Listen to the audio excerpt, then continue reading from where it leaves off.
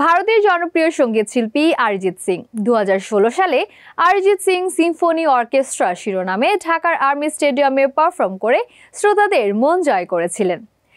সেই জনপ্রিয় সঙ্গীত শিল্পী এবার আবারও সরাসরি মঞ্চ মাতাতে আসছেন বাংলাদেশে। ট্রিপল টাইম কমিউনিকেশন ও টিকেট টুমোরো প্ল্যাটফর্ম থেকে অরিজিৎ আসার বিষয়ে এরই মধ্যে অনলাইন প্রচারণা শুরু করেছে। সো ভিউয়ার্স, এবার দেখে নেব আজকের showbiz extra story.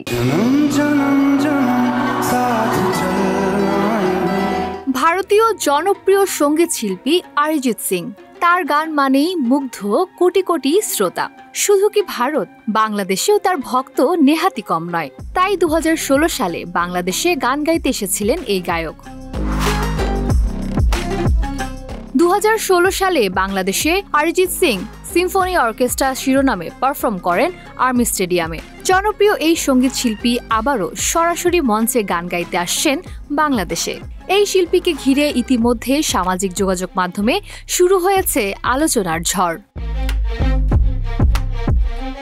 Triple time communication ও টিকেট টুমোরো প্ল্যাটফর্মের মাধ্যমে অরিজিৎ সিং এর বাংলাদেশে আগমন নিয়ে অনলাইন প্রচারণা শুরু হয়েছে।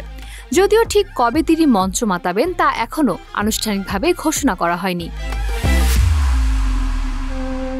অরিজিৎ সিং এর ভক্তরা বলছেন, তার কনসার্ট মানেই আবেগের বিস্ফোরণ। কেউ কেউ আগেই পরিকল্পনা শুরু করেছেন, কোথা থেকে টিকিট পাবেন, কাদের নিয়ে যাবেন, এমনকি কি পরবেন সেই নিয়েও চলছে আলোচনা।